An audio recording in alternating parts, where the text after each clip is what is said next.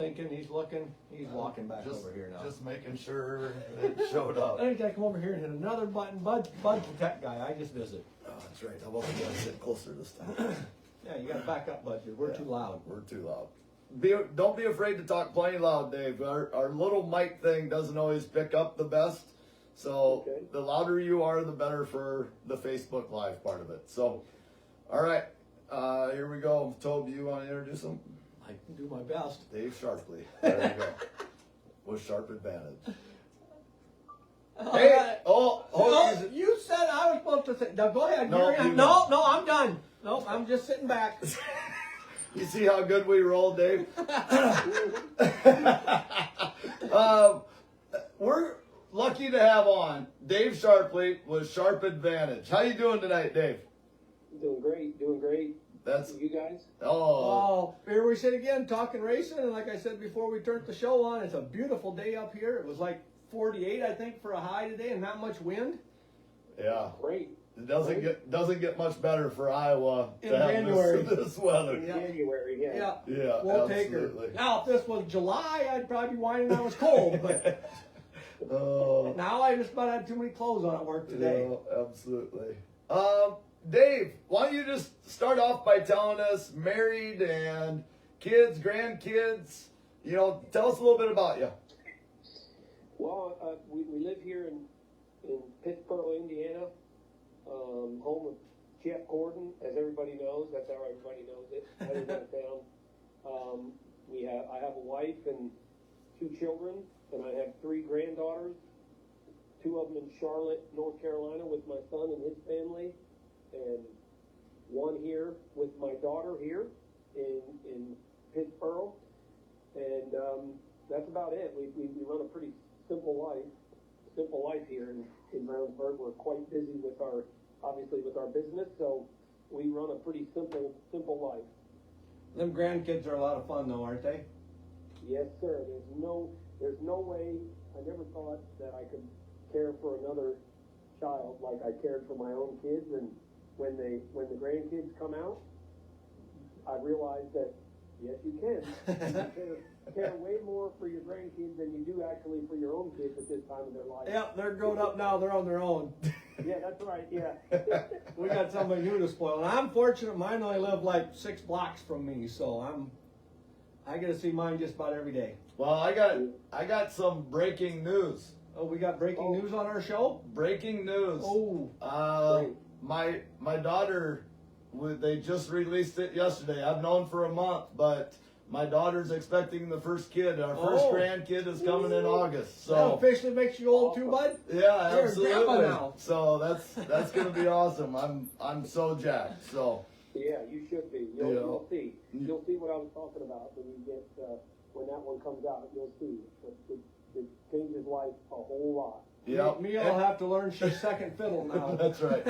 But I think we'll get to kind of why you got out of some part of your life just so that you could be with more family. But we'll get to that when that time comes. But let's go way back when you, I believe, grew up in Pennsylvania. Correct. How did you get involved in racing? What did you start with? Well, when I was a little guy, I was racing karts, and my parents couldn't afford to keep me racing when I got to 15 or 16, or once I got past the karting area. Yeah. So my parents couldn't afford to keep me racing, so I, kind of turned into a mechanic at that point, and I realized that I was always mechanicking and working on my own stuff when I was karting, and then I just turned into thinking like, okay, well maybe I could be a race mechanic, never really realized, never really knew how we could make how I could get involved in the racing business like professionally when I was in Pennsylvania. Believe it or not, there's so much racing in PA. Yeah. And I had no idea how I couldn't get into it, but I couldn't. I didn't think I could.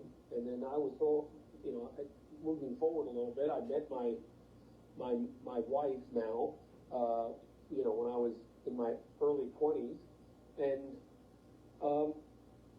decided, like, you know, I met my wife, and, you know, we were just floundering, weren't doing anything really super good, and, you know, we were just making a normal living and doing stuff, and I was racing a little bit with we had a family car, a sprint car, and then ended up moving down and got a micro sprint, which was a 250 at that time. You know, 250 we rented at Path Valley, Hill Valley, and Lindas, and you know, and that kind of once that kind of started to go, you know, away when my family started, you know, they started having kids, and next thing you know, right, like I met my wife, and she at that point had 2 children, you know, and they were 6 and 7, and you know, now this time they're 12, 11, 10, 12, somewhere around there, and we ended up, you know, my son was interested in playing hockey. This leads to how we got here. My son was playing hockey, and we were teaching children. You know, I made him try to give back a little bit to the kids. When he started to get 12, 13, I made him give back. So I made him, you know, teach kids how to play and teach them how to skate, and you know, so we're doing that. And I happened to meet a guy there. We were training his son how to skate and play hockey with all the other kids. Well, in that, when that happened, this guy that I met, we were teaching his son. Well, this guy worked for Penske's IndyCar team there in Pennsylvania at that time. You know, this was in the late 90s, and the Penske's IndyCar team was still in Pennsylvania there. So he just said, you know, we met and he talked, and he ended up going to go to Indy to work on a car for Tony Bettenhouse, in this is 98 now. And he just said, hey, I know you do some racing stuff with your, you know, little cars. And he said, would you be interested in going to Indy and being a mechanic on an Indy car? And I was like, have you lost your mind? Like, Go-kart to IndyCar? How does that coincide?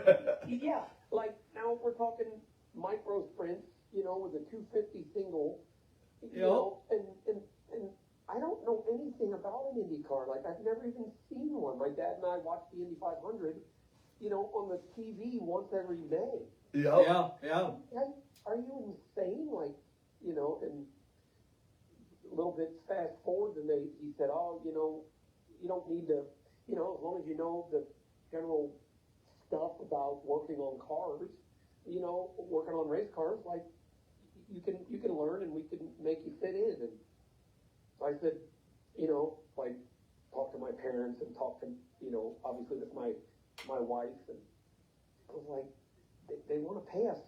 They want to pay me $750 a week. So this is in '98. Oh yeah. We weren't making anything, right? And I was like, $750 a week? Like, we're bound to be rich. You know, and so they all agreed. Like, I talked to my wife, you know, she just says, look, if you think that that's going to better our family, well, I'm in. We'll go. No problem. So I went for 3 months. I moved to Indy, March 1st of '98, and I went to Indy and stayed there for a couple months until, you know, the kids were just about, one of them was graduating school in '98, and one of them was she was in 11th grade, my daughter. So we waited till the end of the school year, and we moved the kids, and Tina came with me, and we all moved to, you know, they came. Obviously, I was out here already racing, and you know, that's how it came about. Like, we moved, and I moved my daughter in her senior year. She did all 11 years, or from 6 years old until 17, and we moved her in her senior year from Pennsylvania to Indianapolis, and you my name was not Dave at that point. It was I was gonna say. Yeah. It was Bud, for a long time, because you take a girl out of school with all her friends and make her move to another state Yep. for 1 year of school, and that didn't go over too well. So that's how we more or less got to Indy here, where we're at, and we've been here ever since. That's So, awesome. How long did you work on Indy cars then? I worked from '98 until 2020, the beginning, like the first, the end of 2019. So I was working, all the time. I was over the wall. I was changing tires. I was working on cars, and I did that from '98 until the very end of November of 2019. So it was 22 years. So you're saying you went, changed tires and everything, but you're also a crew chief, right? Yes. I obviously, when I first started, in '98, I was a fabricator, because I could, obviously, when we were growing up, we didn't have anything, so I had to learn to fabricate and weld and, build my own stuff, sprint cars or micro stuff. We built our own stuff, bumpers and front axles and torsionons and all that crap, because we didn't have any money to buy it. Yeah. So we built it, and so I was a fabricator for the first year or two, and then I moved into, just being an apprentice, more or less mechanic.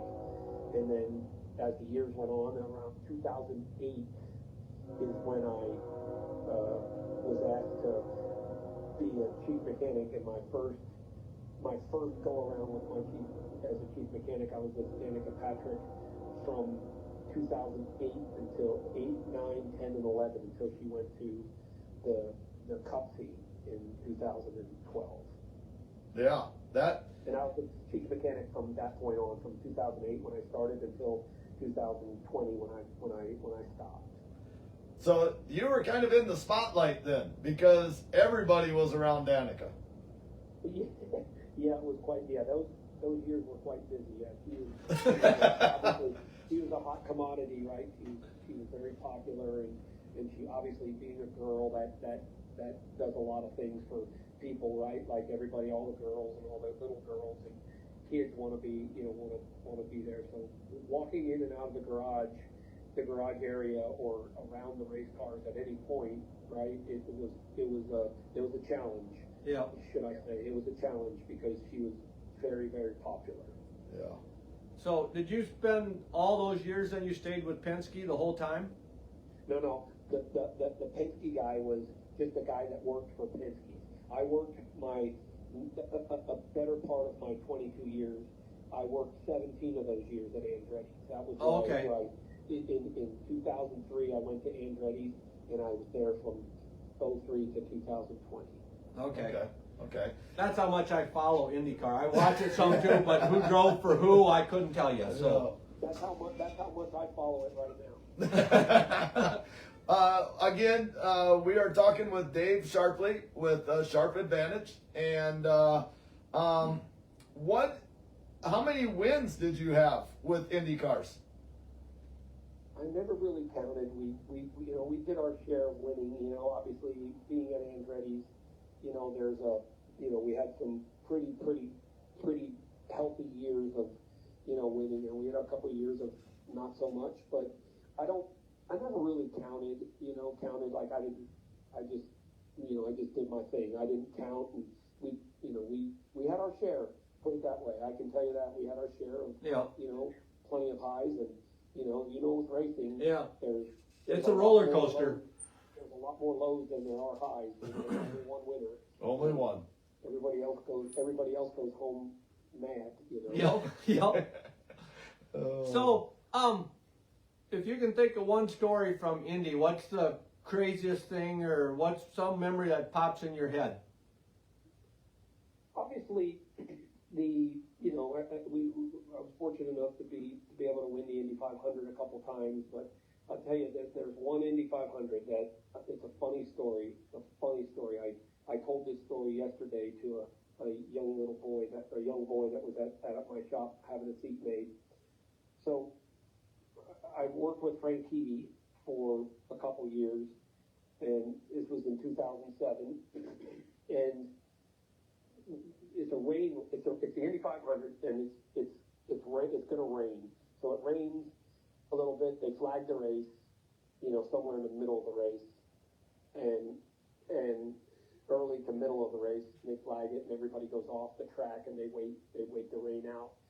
And in the midst of that, we seem to somehow, like, obviously between, when the car rolled down the pit lane and took it back, they impounded them. Somewhere along the line, we got a puncture in one of the tires.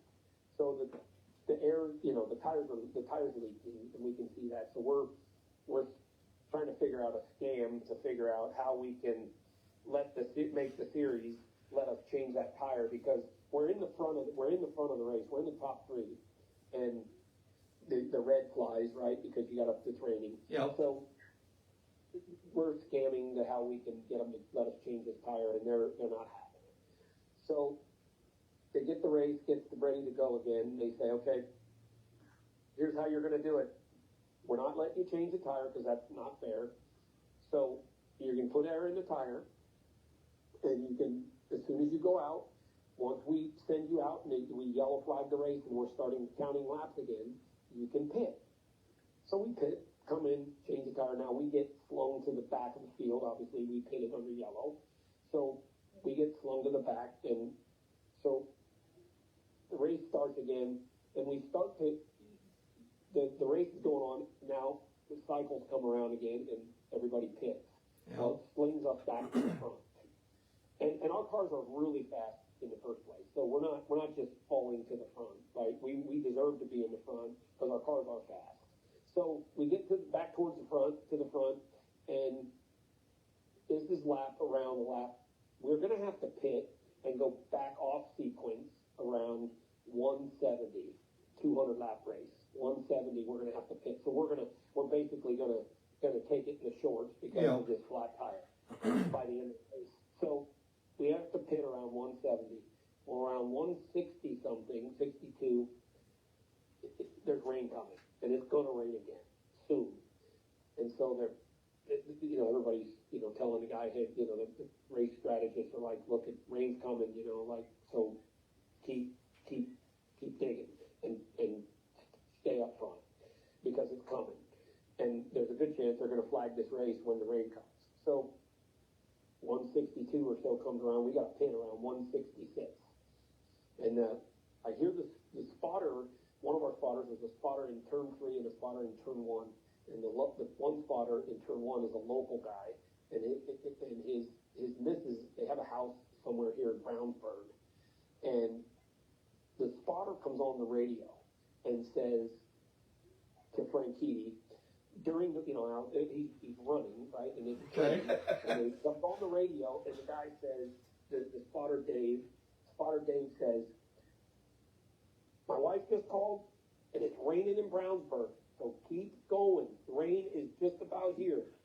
And Frank Keevy comes on the radio at the highest level of panic and says, where in the F is Brownsburg? At the highest level, like, where is Brownsburg?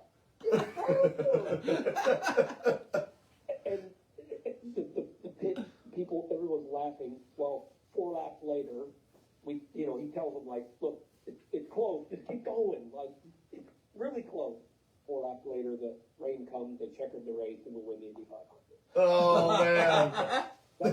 That's a funny story. Like, there's lots of funny ones, but gosh, that was so funny. I'll never forget that. Like, at the top of his lungs, like, in panic. He's screaming, like, where in the F is Brownsburg? It was so funny.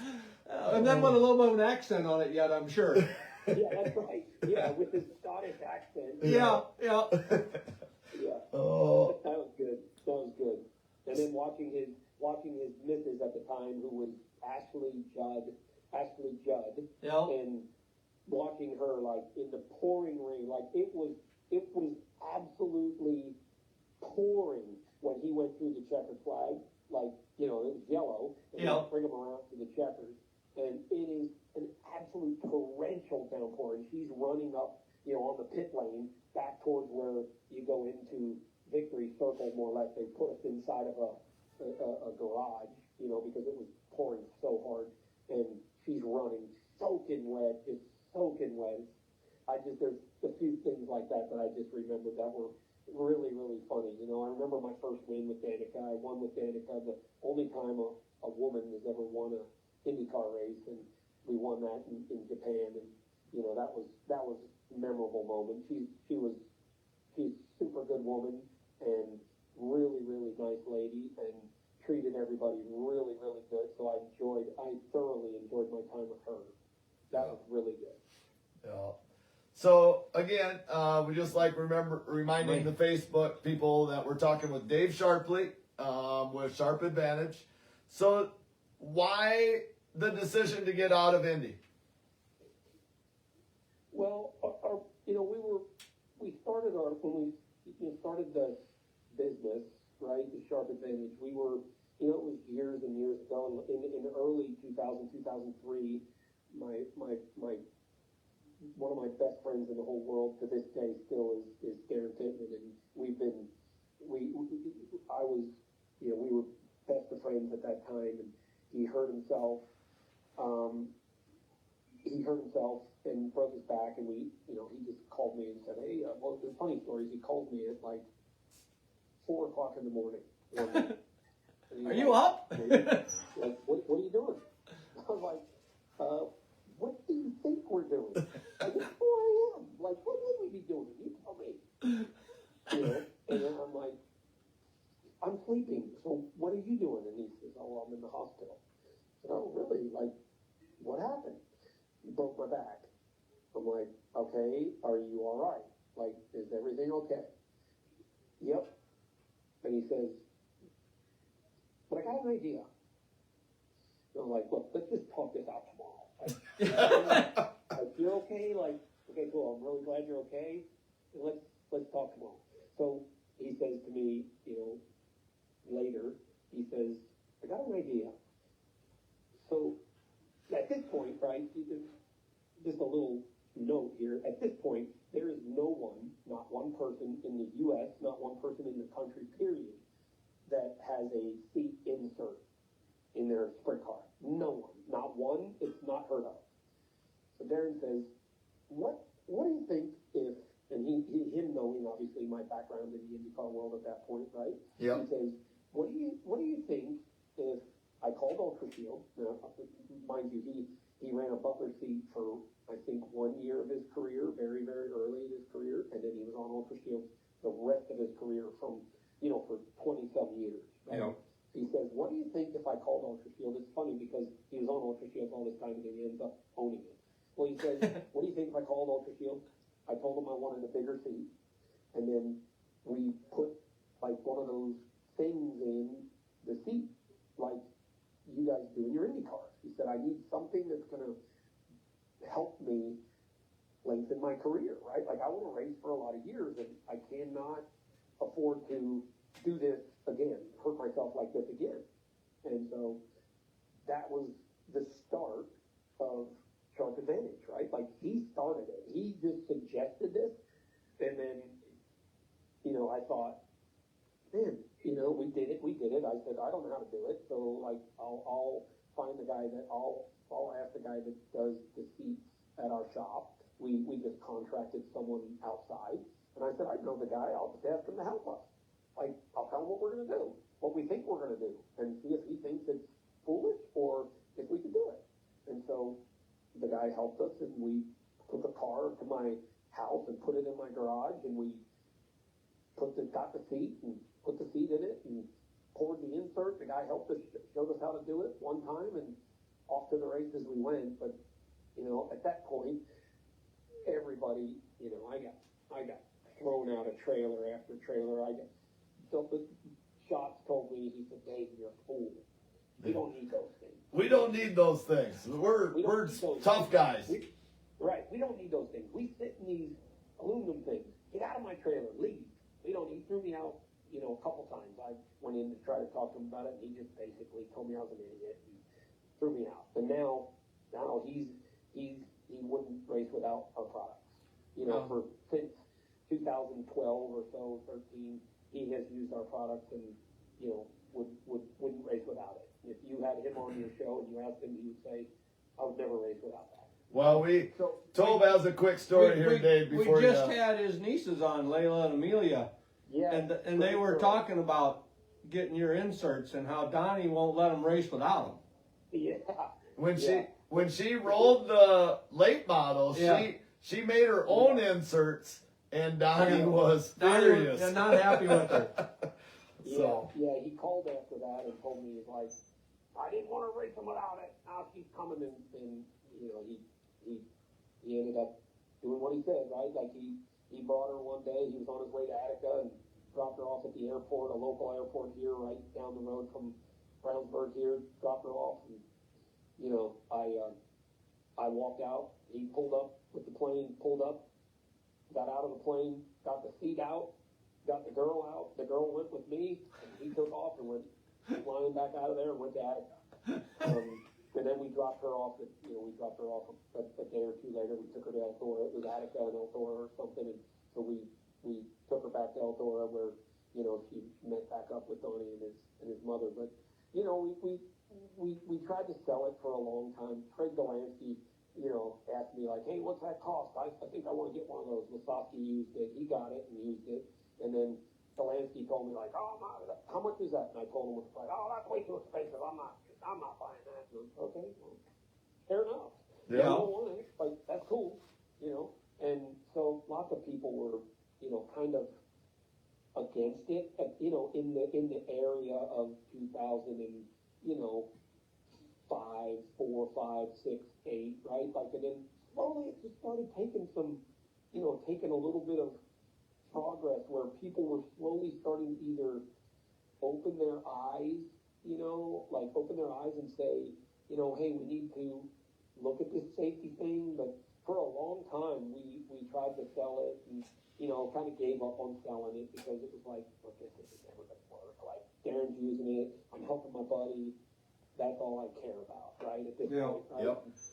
One or two other guys did it, and then, it took till about 2010, till people started to kind of bite on it a little bit, and and obviously fast forward to here we are, but that your main question was what made me get out? Well, what made me get out was like,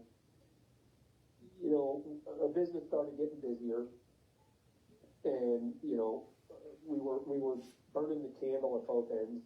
I was racing professionally, right? I'm changing tires, training a few days a week, and changing tires and out on the road, back, airplanes and hotels, and just, it was a lot, right? And what we were doing was, I was doing the racing thing 70%, and I was doing my business 30%, right? Yeah. And my wife, she never says anything, right? Like, she moved here to Indy on a whim, and she never really says it too much, and she just said, "Look, like, we're burning the candle at both ends. Like, I don't care if you want to race professionally till you retire, or if you want to do Sharp Advantage until you can retire. But you got to pick one." You can't do both. Yeah. We just can't. We physically can't do this. We're working from 7 in the morning. We leave to go to work. If I'm home, I work from 7 to 4 at the IndyCar shop, right? At least. Yeah. And then when I get home, right, like I go inside, grab a little bite to eat, and go right out to work, or till 10, 11 o'clock at night, right? It was brutal. And she just said, and like she said, "Look, we should just make a decision and do one of them 100%. Like, whatever it is, you decide. I don't really care. I'm happy if you want to keep IndyCar racing, and that's fair." But I lost my father from Parkinson's disease in 2016. So, from then on, I was really, really thinking about it, like, in the hotel room, and, on a Thursday night, Friday night, Saturday night, every week, in a hotel room by myself, and I got to thinking like, man, is this really what I want to do? You know, and is this how it's gonna go? And so that kind of pushed me a little bit towards like thinking I wanted to do Sharp Advantage, right? But I'm like, Jesus Christ, this is a serious jump. Like I'm making, you know, I make a decent living being in the position I'm in. Yep. And like this is a big step here. I don't know how to run a business. I don't know anything about it, business. I just know how to, you know, put my hands on the product and do it, right? So I don't know all the ins and outs of business and how it goes, but you know, one day I just made the decision, you know, like not one day, like through the years of thinking about it and talking about it, and then, you know, finally I just said, okay, like, you know, I think it's time, you know, and luckily my other really good friend is Garrett Andrews that owns CSI, and he was a really good buddy of mine, you know, through the years as well, and he worked with me at Andretti's for a little bit before he, you know, went full time and started running his own business at CSI, and he just said, hey, look, like, he built a couple new buildings here in Brownsburg, and he said, hey, look, like, if you want to grow your business, you know, this is now, I'm full time, I've quit. I've worked at my house for a year and a half at my house, you know, inside my shop at my house, and, you know, probably shouldn't have been doing that, but I you know, I didn't know anything else what to do. So he just said, hey, look, we're building this building. This building's going to be up. We got a shop here. You know, we got 4 rental units. And he said, if you want to grow your business, and you know, you can't do it at your house. You got to have a shop, a business, where in a plaza where people can bring semis, people can bring big rigs, you know. And he said, this is the right application, and I really think you should take it. You know, and obviously he's a great friend of mine and a very good at business, and he basically talked me into it and said, if you don't do it now, your business isn't going to grow, and somebody may bypass you. You know, somebody may say, oh, okay, well, I'm going to try that, and if they try it before you, they may be the go-to guy, and you may be stuck in the background. And so, fast forward, that's how I got out. My missus said, make a decision. Whatever you choose is fine with me. And luckily, I chose to step away, which was not easy. Yeah, oh no! I can Well, a imagine. guaranteed thing versus something you're hoping to work. I understand that. Yeah, like I went from, you know, a really good salary one day, and the next day it was 0.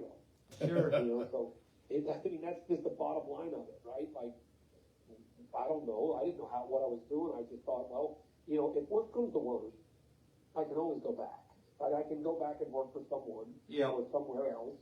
You know, I can go back. It's not like I'm going to forget how to do it. You know, and I have, you know, I like to think my reputation is good enough to where I could go back if I needed to. Yeah. Sure. Yeah. Now, So, before I forget, BCR told me to say hi to you, which is Brogan Gardner. BCR, he said. Say hi. It's James Gardner. Carter. James Carter. Gardner. Oh, yes. Yeah, they were just here a couple weeks ago. Really nice guys. But, and then, help me out here a little bit. You don't actually sell any seats, correct? I do sell seats. Oh, you do? Okay. Obviously with Darren being such a good friend, I talk with Darren and his wife, you know, multiple times a week, usually multiple times per day. And I am an Ultra Shield dealer. I do sell seats at my shop. We keep some in stock. You know, sometimes it's hard to keep them in stock, but we do sell seats. Yes. Okay. We do not discriminate on what seat we will use to make an insert. Sure. Absolutely not. Every seat is we can do it in whatever seat we want to.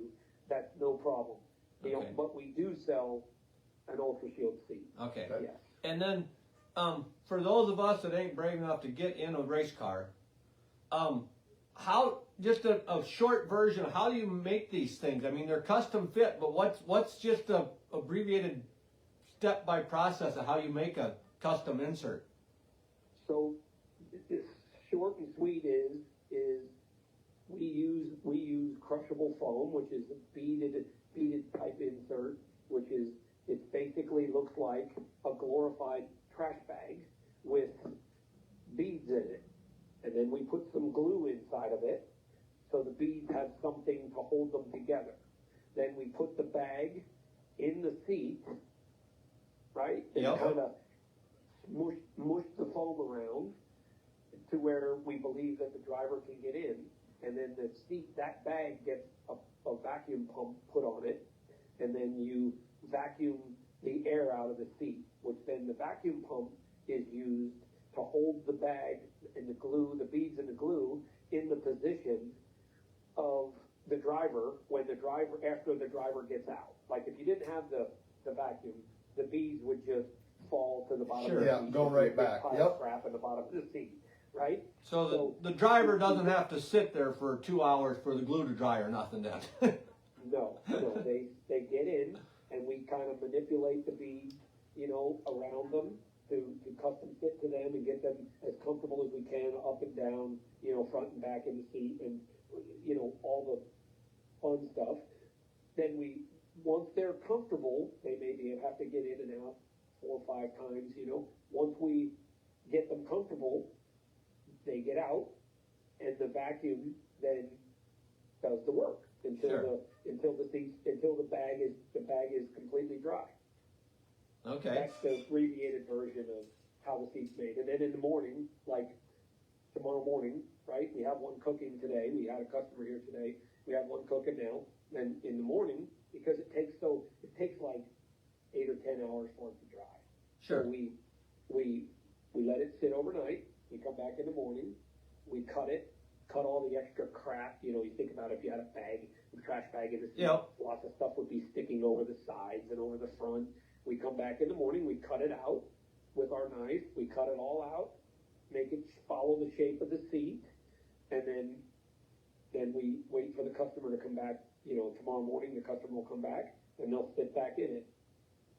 Any little discrepancies that they seem to have, right? We'll manipulate those little discrepancies if there is any, and then then they'll be done, and then we'll keep the seat from that time on. They can take their seat itself and leave, and then we keep the insert, and then we sand it and tape it and put the fire resistant cover on it and make it all beautiful and make it look like one of our products, after that. Sure. Awesome. Okay. Awesome. I had no idea if it was a foam you sprayed in. I had no idea how it worked. No, so that's awesome to hear how you do that. What? Well, Again, we're with Dave Sharpley with Sharp Advantage. What else do you all sell, Dave? Well, we have a handful of products. We have knee protection. We have sprint car knee protection that goes in the around the steering gear of a sprint car, which you guys are probably plenty familiar with. Yep. We have multiple ones of those. We have carbon. We have aluminum of those for sprint cars. We have carbon and aluminum knee protection for a 600 micro. Goes around the power steering unit in a micro sprint. We have radio holders, which are carbon fiber little holders for the one-way radio that everybody uses. A lot of times, right, guys are shoving them in their suit or they're velcroing them to the seat or whatever. Well, we have a carbon little box, more or less, that goes on your helmet. Like Okay. on the, Yep. I've seen those. and then you just stick the radio inside of it. So then, like, you never have to be like going, oh shit, where's my radio? Oh, I left it on the mule. No, your radio's stuck in your helmet. As long as you got your helmet, you're good to go. Yeah, that's right. As long as you got your helmet. So we have those. We have carbon ones of those for a couple different radio styles, and then we do, in each seat, when we do a seat, whether depending on how it gets done, we have shoulder pads that we put in the seats to kind of custom fit the driver to their. So the shoulder pads that are on the seat are fitting them properly. We have rib padding that sometimes we put in the seat. We have, we do custom head pads. If a guy says, hey Dave, I feel like I got too much room in between my you know, on my right side of my head's flying over too far, you know, and you put more padding there. So we do head padding and, you know, repairs of head pads. And, you know, now this time of year, it's like everybody and their brother is sending in knee guards and head pads and stuff to be refurbished. You know, they get beat up or rocked. Oh, yeah. Yep. The car wash beats them up, you know. So we've got, you know, a handful of those things that we're you know, we're always working on, you know, new products or better ways to control the head and, you know, better ways to protect guys inside the cockpit, you know. But we're working in a small little area, so it's quite difficult a lot of times to you know, really step it up and make it, you know, make wholesale changes are very difficult at this time, right? We're pecking away at it. And we sell seat belts in our shop. We sell Darren's seat belts, the Ultra Shield brand, and you know, we sell Darren's tear-offs. You know, we have a little niche product, and you know, we're right in the hotbed of stuff right here in Brownsburg, right? I mean, CSI is obviously in the plaza we're in, where they have their shop place and their machine shop right there. And next to us is next to me is a vinyl shop that does vinyl. The Roth boys are parked there right now. They're getting their cars all detailed up, lettered up for, you know, and then they're going to head from here right down to Florida in a couple days. So they're parked right next door. We have, you know, in that same building as I am, Chase Randall has his sprint car team is there now. They just moved in, and so they're there. Right across the street from us is Spike Chassis, where they build all those Spike midgets. So, you know, we've got Mark Cooper over in Australia. That is, we trained him to make seats for us, and now he owns Spike. Mark Cooper does, but he lives in Australia. He just has the store here, the Spike store, where they build the midgets, and then everything just gets sent over to Australia, all the cars and all the parts.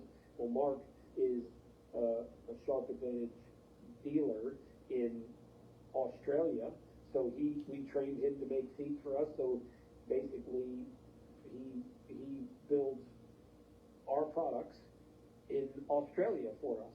That's awesome. A little bit of a presence over there now, so that's been great for us. So, couple little things I'm just curious about.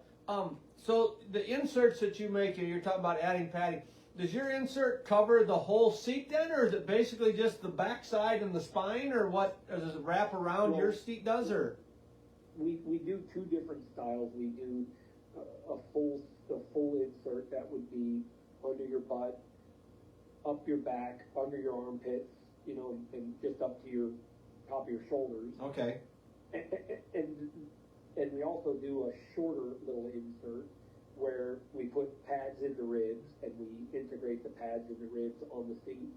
And then on the seat itself, we just put these nice pads, and we cover them and integrate them into the seat. And then that insert is just under your butt, and it doesn't come around your ribs. It just goes up the middle of your back, you know, maybe halfway up your back. And those two styles of inserts that we have, they're simply just for a different application. Some guys have seats that are too wide for them, and then we would put the insert up under their armpits, you know, and all the way up their back.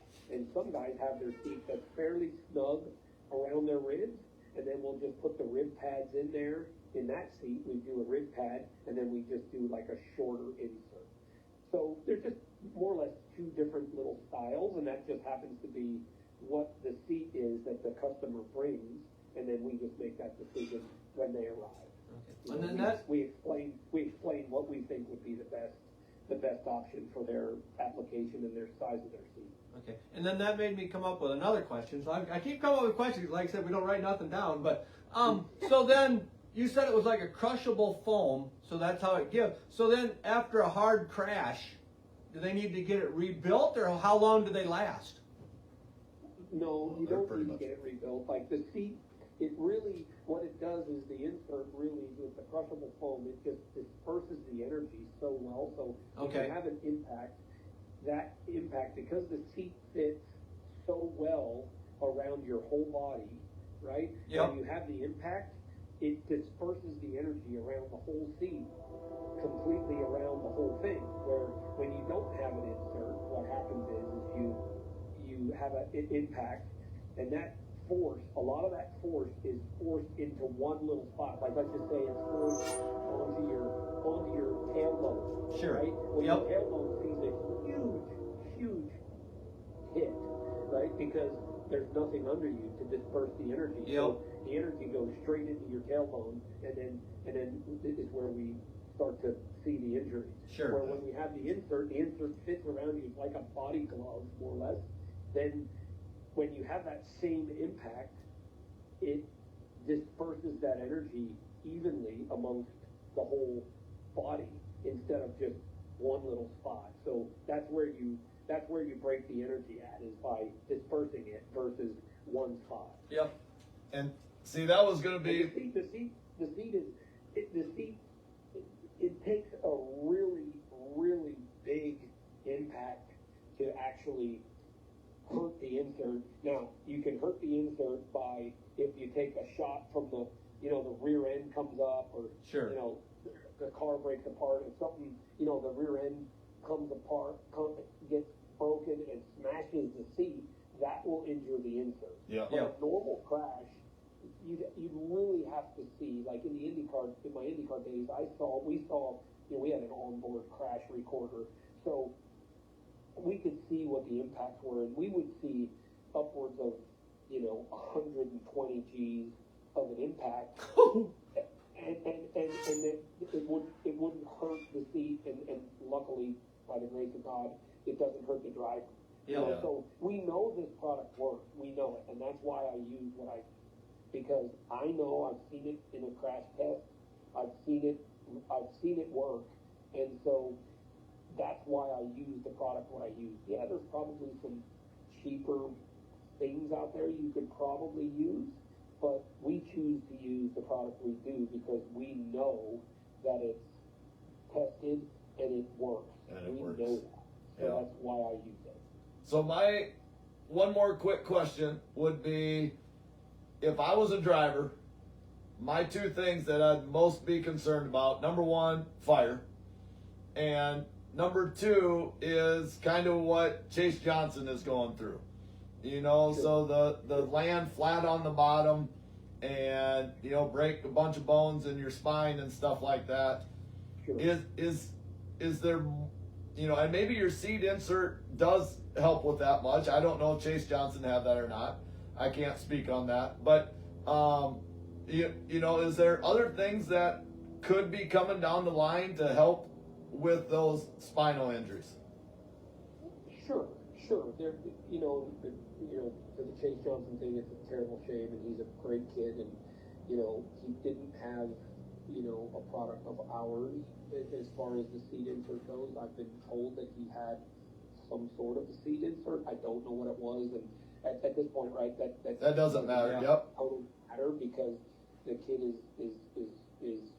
has a long road to recovery, and hopefully again by the grace of God, he has a full recovery. But yeah, of course, there's always things, and we are working on it, Darren and I and myself, and we're always working on stuff to try to make it better. But the big issue with a sprint car or a Make-It is we're working in a very small window, right? You Yep. think about the sprint car, right? You got the torque tube, and you got the top of the roll cage, and that's the window you have to work in. Right? Yep. So you're limited on space. There are things we can do that we know makes it better as far as the insert goes, and what we do with the insert and underneath the kid's bottom. But in a lot of cases, we don't have that room because let's just say look at Darren, right? Darren's a fairly tall torso kid. Right? Yep. So Darren's got a tall torso, right? So his feet have to be so tall. We can only lift him up in the race car so far until we put him out of the top of the cage. Yeah. So we can only lower him so far down in the seat, or down on the seat bar, or lower the seat bar so far until we sitting on top of the torque tube. So we Yeah. can't do either one of those. So we're working in that window. So we're, anytime you can take energy away from the driver, of course it's good. But, there's a lot of little things that, there's always challenges to those things. And of course, trust me, don't think for 1 second that whether Chase Johnson had my stuff, didn't have my stuff, or anybody that gets injured has my products or someone else's products.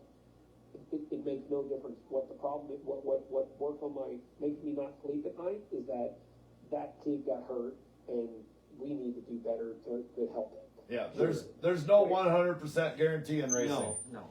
No, some of my customers, I always say, hey, look, like you're here, and I'm really glad you're here, and I appreciate your business.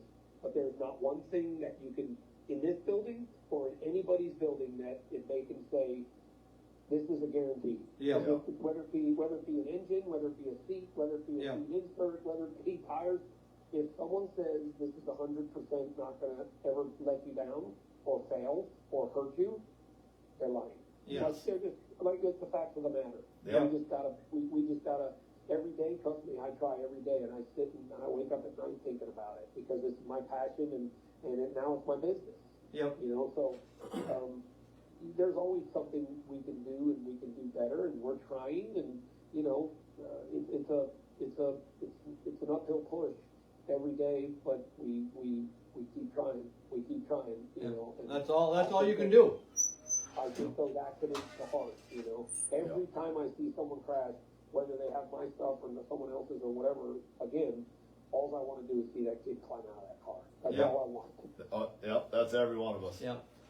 I just got one more simple question for you. We don't want to keep you too long because this has been really interesting for me. I'm enjoying the heck out of this. And then we'll get to our little rapid fire questions. But just because I don't know for certain, you mentioned your buddy's business, the CSI or whatever that was. Yes. What do they do? Just quickly tell me what they do. CSI is competition suspension. They build shocks for sprint cars, midgets. Okay. 600 micros. The competition suspension is basically a shock company. Okay. They build shocks. They refurbish shocks. They have their own brand. They make all their own parts in-house. At this Brownsburg location here, right where my shop is, they own Pit Boss jacks. They own a part of Chalk Sticks, torsion bars, Schroeder torsion bars, and they own they rebuild KSE steerings there. They own a little business called KP Steering, and so they have a very, very large business of, a multitude of things in our world that you and I are talking. Yeah. I think it'd be kind of fun just to show up at their shop, bud, and walk from Well, door to it door. sounds like we can just just hang out for a couple we days. can spend a whole day there. That sounds like a plan. We'll be there. You come, we'll freaking show you around, and I tell you, there is so much to see in our, my home here is in Pittsburgh, which is 3 miles from Brownsburg, but our shop is 3 miles from here, and 4 miles from here there is, there's IPC, there's Vance and Hines, there's Tony Stewart's Nitro and Sprint Car team, Sheldon Hodgenshield's teams there, Rudines are here, John Force's Cruz Pedregons, Mike Salinas, Morgan Lucas, like they're all like within a 2-mile range of our shop. So it's really a hotbed right here. That sounds more like a week. I was going to say that sounds more like a week than a day. Yeah. So if you come, you're going to have to stay for a few days to really check it out and go visit all these places because there's a hell of a lot of places to watch. Oh, that's awesome. Something else to add to our bucket list, Yeah, bud. no Damn it. That's Bucket awesome. list is getting longer. That's right. All right. Well, Dave, oh shit, what did I Now, just Bud do? lost our questions. Bud. Yeah. But anyway, we I got really it. appreciate you coming on. And if there's something else you think of while we're doing these questions, if you want to bring it up, you go feel free to do that. Cause we don't, Nice clean words there, too. Hey, I'm starting to stutter. Do you have a favorite flavor of ice cream? Mint chocolate chip. Mint chocolate chip. That's more popular than what I would think. Yeah, you hear that one quite often. Cat or dog person, Dave? Or neither. Love dog. Not so much cat. do not have any pets in our house at all. Okay. Do you have any hobbies other than all your racing stuff?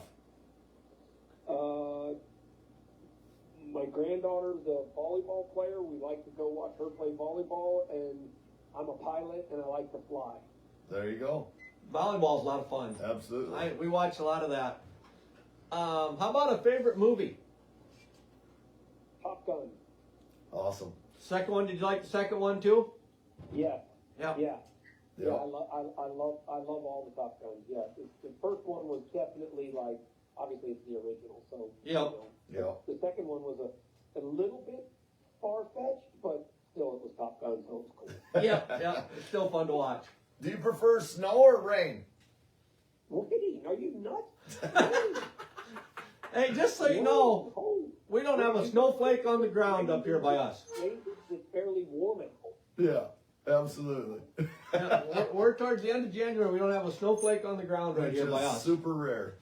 So. We just got we last year or the last few years we had maybe about 6-8 inches of snow like total for the year, and we just recently about 2 weeks ago we had like a 10 or 12 inches of snow here in Brownsburg. So Well, it was a decent snowstorm. I mean we're geared up for it. Like we can move it. Yeah. We can, they can move the snow, and it doesn't shut the town down like it would freaking Florida. Like Yeah, Florida or Mississippi down in that area. Yep.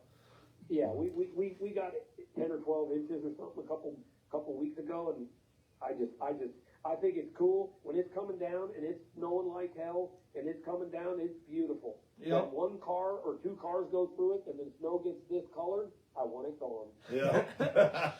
I'll be that way in 7 years when I retire. Then snow will be beautiful.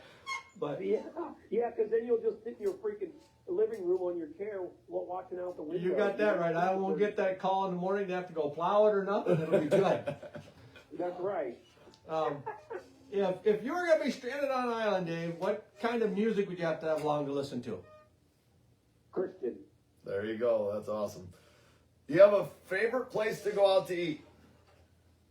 Yes. Boulder Creek. And is that by you then? Yeah, it's just a local place that's here that's super, super good. My wife and I go usually every Friday. It's a great little place. Yeah, it's right here. So when you guys come, we'll have to go there. All right. Well, we love food. We love is that like a steak or a burger joint or what is it? They got a bit of everything. It's a nice Okay. and quiet place. They've got steak. They've got burgers. They've got seafood. They've got all of it. It's just a nice, normal place. As long as they ain't sushi. Yeah, they can keep No, the no. seafood. No. Ain't that right, Jamie? Oh, yeah, we got to eat that sushi. Oh. But anyways, No thanks. no, we'll pass too. But anyways, how about a favorite holiday? Christmas. Yeah, now that you have grandkids and stuff, that's Yep. awesome. Yeah, Christmas is good. I mean, it's just a good time of year for everybody, right? Like everybody seems to perk up at Christmas, Yep. right? Like, Everybody seems to be in a good mood usually. Yeah, it seems to make the world a little nicer place. Kids Yeah, even behave a little absolutely. bit if you tease them about Santa Claus enough. That's right. Yeah, yeah. I behave better because I don't want Santa keeping my stuff either. What app on your phone do you use the most? X. There you go. Only because Instagram or X because it's where I do my social media. Yep. Okay. And my granddaughters tell me that if you use Facebook, you're old. Yep. Oh, well, Yeah, I'm old we're because I both don't. old. I don't know how to use X. I use it too for my social media, right? But Yep. he says Facebook's for old people. Yeah. Oh, bless her heart. How many speeding tickets do you think you've gotten in your lifetime? Oh man, speeding tickets. Yeah, I usually I'm really good at talking my way out of them.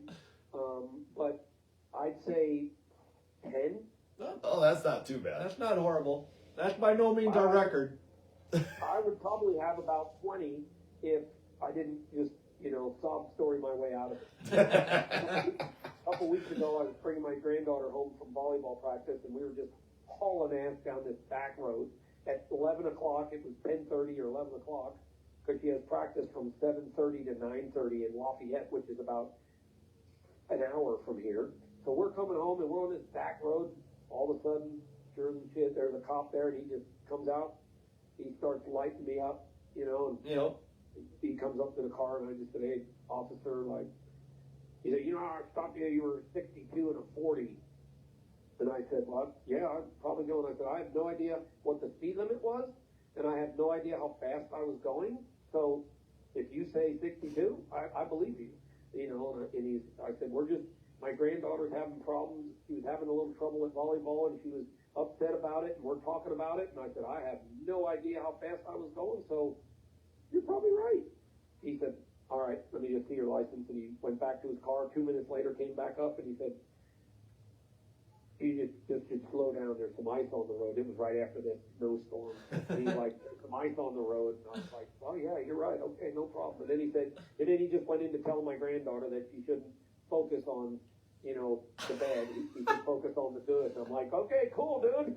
We're buddies now." That saved me $100. Yeah, yeah. Man, you're smooth. Yeah, last time I got stopped, he comes up and he says, "Hey, I got you speeding." I says, "Yep." I said, he said, "I got you at 65 in a 55." And I said, "Well, I looked when I met you and mine said 64, so my speedometer is pretty close. I got a ticket." Yeah, that's right. How'd that go over? I got a ticket. Oh, yeah. That's a bummer. I tried, but oh well. I think there's more things that we need to be worried about than a guy going, 5 or 8, 10 miles an hour over the speed limit, right? That's the only thing I don't like about policemen stopping people. Like, man, what's the big deal? Right? Yeah. Like, there's people killing people and people, doing stupid stuff.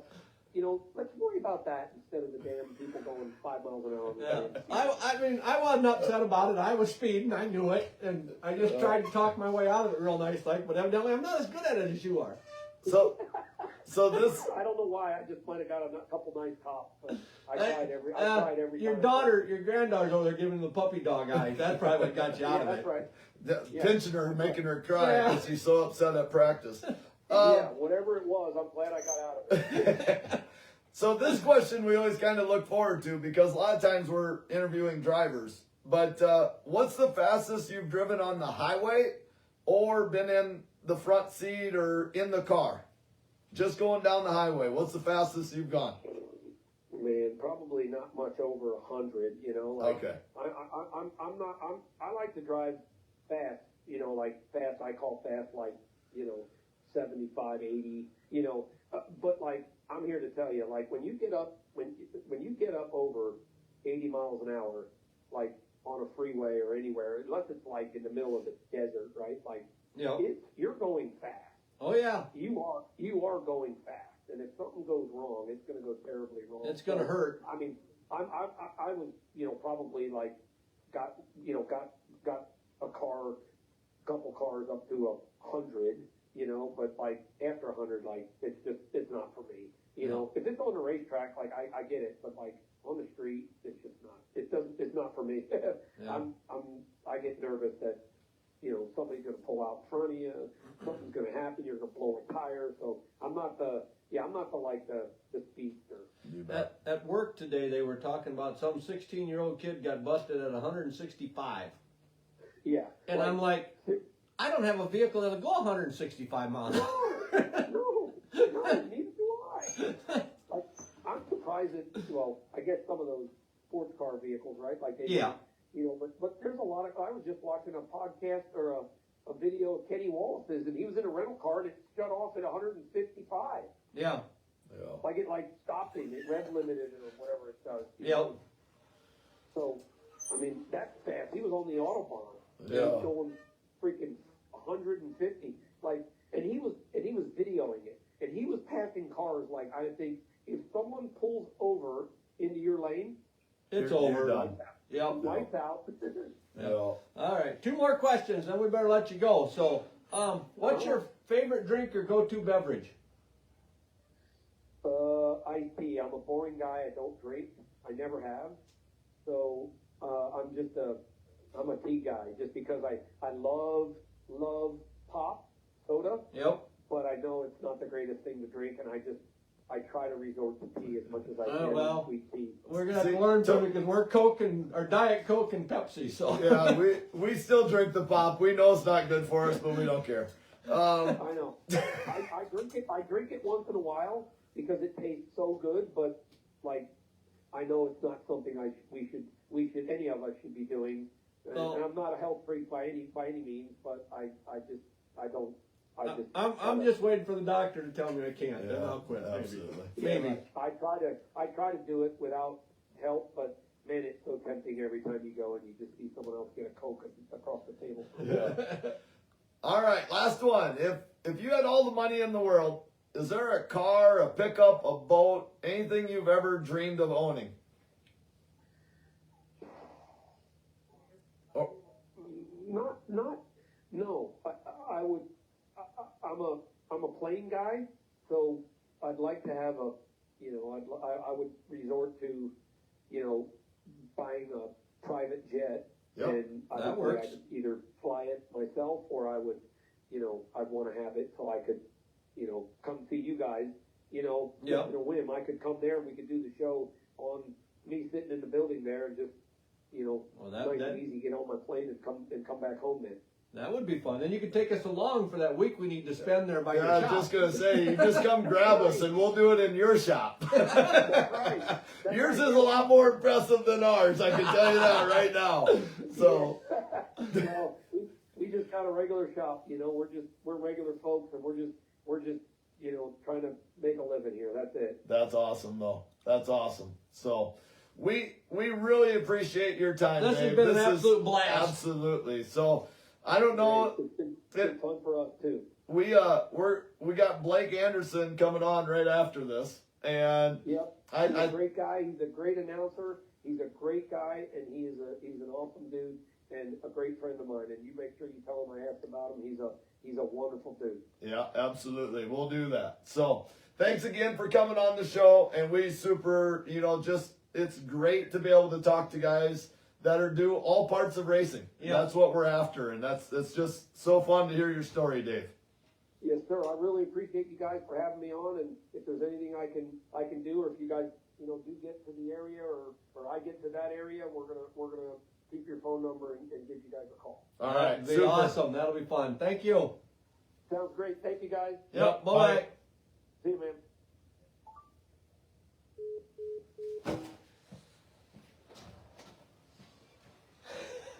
That one was a good one.